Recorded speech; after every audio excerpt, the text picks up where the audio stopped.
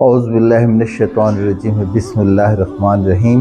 نحمدہ ونصلی علی رسول الکریم اعوذ باللہ من الشیطان الرجیم بسم اللہ الرحمن الرحیم۔ میرے دوستو، حدیث پاک میں ہے کہ تم میں سے کوئی شخص اس وقت تک کامل مومن نہیں ہو سکتا جب تک کہ وہ اپنے ہر عزیز ترین شے سے بڑھ کر مجھ سے یعنی نبی پاک صلی اللہ علیہ وسلم سے محبت نہ کرے۔ اب آپ اس سے اندازہ لگا لیں کہ ایمان کی بنیاد جو ہے وہ عشق رسول صلی اللہ علیہ وسلم پر رکھی گئی ہے۔ جب ایمان کی بنیاد عشق رسول صلی اللہ علیہ وسلم پر رکھی گئی ہے تو اس کا مطلب یہ آپ بآسانی الفاظ میں سمجھیں کہ ہمارے ایمان کی روح جو ہے وہ عشق مصطفیٰ صلی اللہ علیہ وسلم ہے۔ اب ہمارا یہ جسم ہے،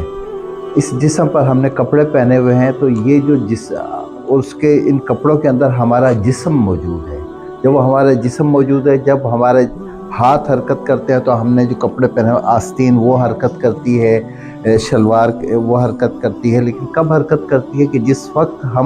ہمارا اندر جو وجود جس کو ہم نے چھپایا ہوا ہے اس لباس سے وہ حرکت کرتا ہے، تو پھر یہ اوپری لباس بھی حرکت کرتا ہے۔ اسی طرح ہماری جو روح ہے جب وہ حرکت کرے گی تو ہمارا جسم جو ہے وہ حرکت کرے گا، ہمارا دماغ کام کرے گا، ہمارا دل کام کرے گا، ہمارے جملہ اعضاء کام کریں گے، اور سب سے بڑھ کر ہم کو احساس ملے گا کہ اب ہمیں بھوک لگ رہی ہے، ہمیں پیاس لگ رہی ہے، ہم غمزدہ ہیں، ہم اداس ہیں، ہم خوش ہیں۔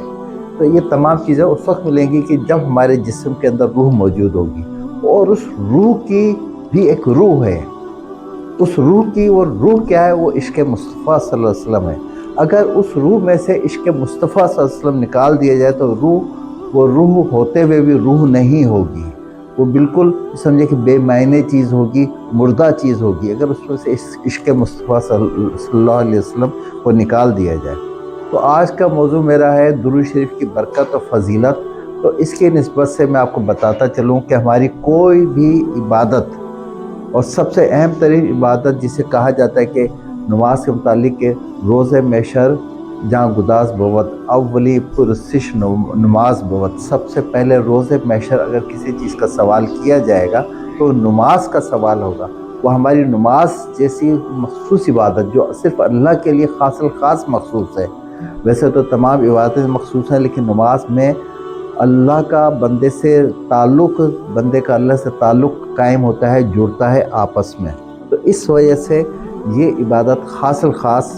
کہلائی جاتی ہے۔ تو اس عبادت کو بھی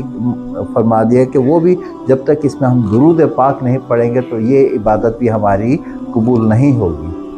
درود شریف کی فضائل و برکات بے انتہا بے تحاشا ہیں، اور اس کے فضائل و مناقب اگر سمندر کا پانی سیاہی بن جائے اور تمام دنیا کے درخت قلم بن جائیں اور درود شریف کے فضائل و برکات لکھیں تو یہ سیاہی اور قلم ختم ہو جائیں، درود شریف کی برکات اور فیوز و برکات ختم نہیں ہو سکتے، اس لیے کہ یہ اللہ تعالیٰ کا ورد ہے۔ نبی پاک صلی اللہ علیہ وسلم پر درود شریف بھیجنا، اللہ پاک کوئی کام نہیں کرتے، کوئی عبادت نہیں کرتے، نماز نہیں رکھتے، روزہ نہیں رکھتے، آپ حج نہیں کرتے، اور بھی کوئی عبادت اللہ تعالیٰ سے منسوب نہیں کی جا سکتی، لیکن اللہ تعالیٰ اپنے محبوب کا نام ہر وقت لے رہے ہیں، صلی علی محمد، صلی علی محمد۔ نبی پاک صلی اللہ علیہ وسلم کے نام پر درود و سلام بھیج رہے ہیں، اور ہمیں بھی حکم دیا ہے کہ صرف درود نہ پڑھو، اس کے ساتھ تم نبی پاک صلی اللہ علیہ وسلم پر سلام بھی بھیجو۔ اور سلام یہ آپ اپنے ذہن، دل، دماغ، روح میں یہ بات پیوستہ کر لیں کہ سلام پہنچے گا ہی اس شخص کو جو موجود ہوگا، چاہے وہ کہیں بھی ہو۔ مثال کے طور پر میرا ایک جاننے والا اگر پنجاب میں رہتا ہے، یہاں سے کوئی جا رہا ہے، تو میں اس کو کہوں گا کہ آپ جو ہے یہاں سے، اس کو میں کہوں گا کہ آپ جائیں اور اس کو سلام میرا بھیج دیں، تو آپ اس کو سلام بھیجیں گے تو اس کو میرا سلام جب پہنچے گا کہ اگر وہ شخص موجود ہے، اگر وہ شخص موجود ہی نہیں ہے تو اس تک سلام کیسے پہنچے گا؟ اور دوسری بات یہ کہ درود شریف کے فضائل و برکات مختصراً بتا رہا ہوں، اس مختصر کو آپ بہت زیادہ سمجھیں۔ فرمایا کہ جو شخص روزانہ 100 مرتبہ درود شریف پڑھا کرے گا،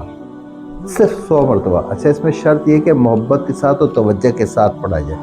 100 مرتبہ درود شریف پڑھا کرے گا تو وہ شخص جب اس دنیا سے جائے گا تو اس شخص کا نام شہیدوں کی فہرست میں ہوگا، اور اللہ تعالیٰ کریم اس کا حساب کتاب شہیدوں کے ساتھ فرمائیں گے۔ دوسری برکت اور خصوصی انعام اس بندے کو یہ حاصل ہوگا، اللہ تعالیٰ کی طرف سے اکرام ملے گا، عزت ملے گی، کہ جب بندہ جو شخص 100 مرتبہ درود شریف روز پڑھتا رہے گا، جب اس دنیا سے جائے گا تو اس کی پیشانی کے اوپر لکھ دیا جاتا ہے کہ یہ شخص نفاق سے بری ہو گیا، نفاق سے پاک ہو گیا۔ اور تیسرا انعام اس شخص کو جو ملتا ہے، خاص الخاص وہ انعام روزانہ 100 مرتبہ درود شریف پڑھنے والے کو یہ ملتا ہے کہ اس کی پیشانی پہ یہ لکھ دیا جاتا ہے کہ یہ شخص دوزخ کی آگ سے بری ہو گیا، دوزخ کی آگ سے بری ہو گیا۔ اور حدیث پاک میں ہے کہ حشر کے دن ہر وہ شخص نبی پاک صلی اللہ علیہ وسلم کے زیادہ سے زیادہ قریب ہوگا جو نبی پاک صلی اللہ علیہ وسلم سے محبت کے ساتھ ان پر درود شریف زیادہ پڑھتا ہوگا۔ اور ایک اور حدیث پاک میں نے پڑھی تھی، بہت خوبصورت بات،